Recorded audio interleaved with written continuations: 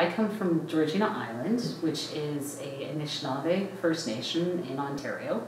And I grew up and spent most of my life off the reserve or out of the community, but we spent like every summer there, and we actually lived camp life. So from the time school got out until we went back to school in the fall, we literally camped on an island without water, running electricity. We would boat and fish, and it was amazing. I'm like amazed at how my mom provided for us, like 2-3 course meals just in the wilderness.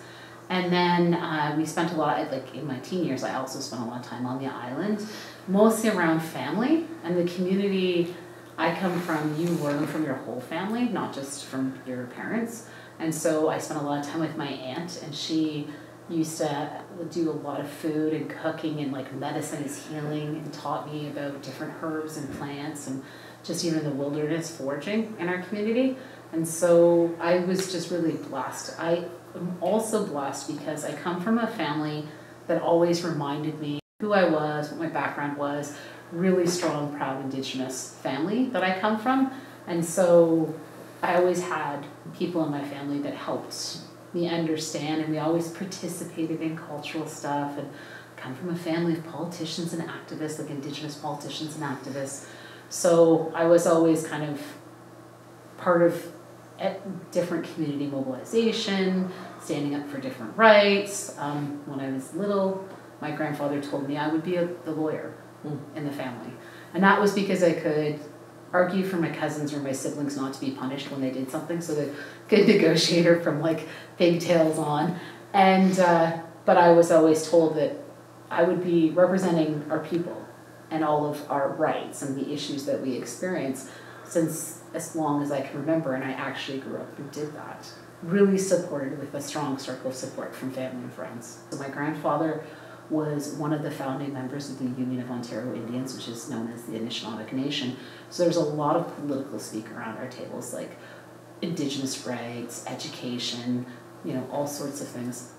And even when I was young, I used to listen and be interested, even when I didn't know what words were.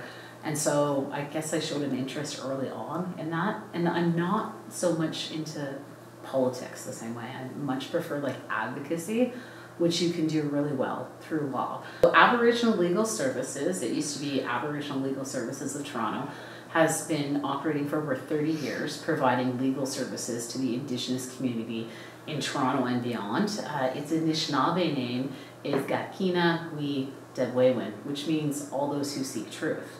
And so the name that was gifted to us and the mandate that came from a circle of elders in the early days is something I, as legal director, and our staff always try to achieve.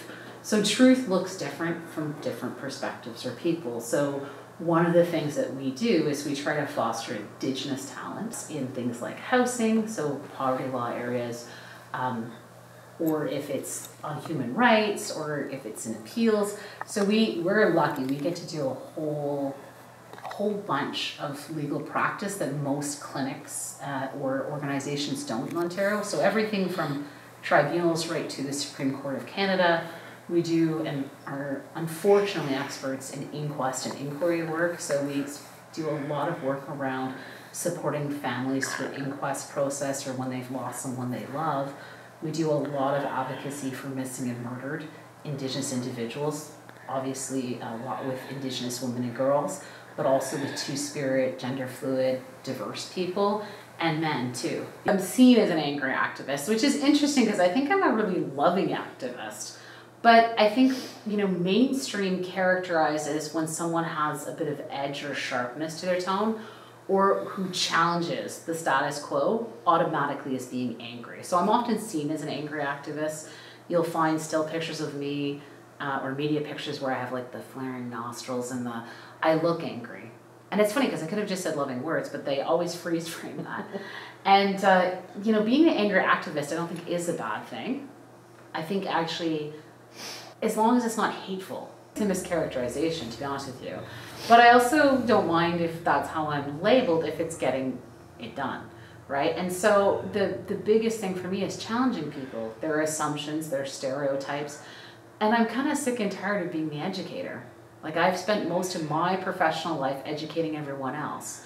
Or in Canada, there's all these conversations around reconciliation. It's not the Indigenous people that need to reconcile, right? It's the rest of the Canadians that haven't already started to understand what an ally is. We shouldn't have to keep explaining or being the educators when the knowledge is so readily accessible. It's so available. Canadians are such good document keepers, and they've done so many commissions. It's like, how can you be so willfully blind?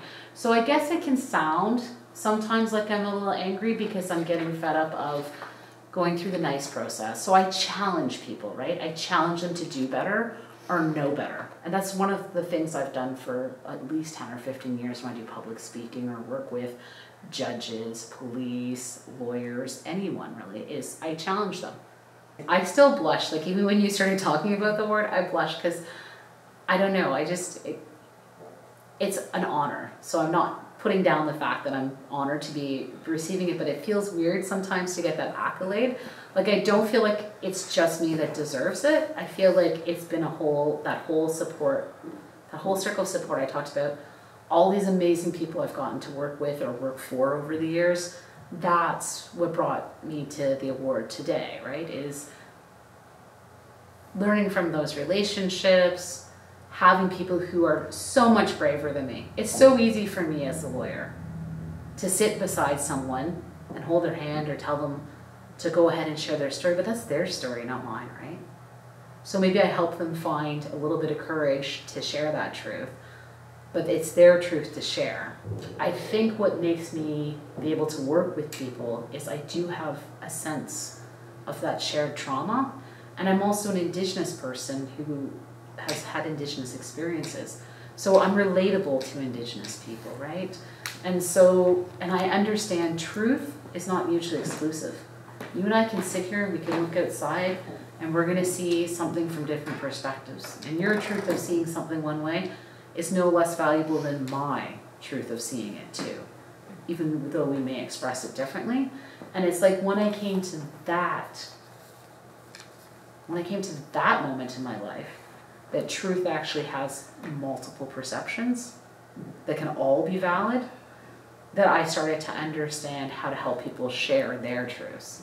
And so for me, I'm very honored to be receiving it, particularly with the recipients of the Environmental Leadership Awards. I'm in awe at the recipients this year and what they've had to do to get where they're at. And so to be even in the same category of people for recognition for me is very spectacular, but I think I still blush because I'm used to trying to be humble about anything we do.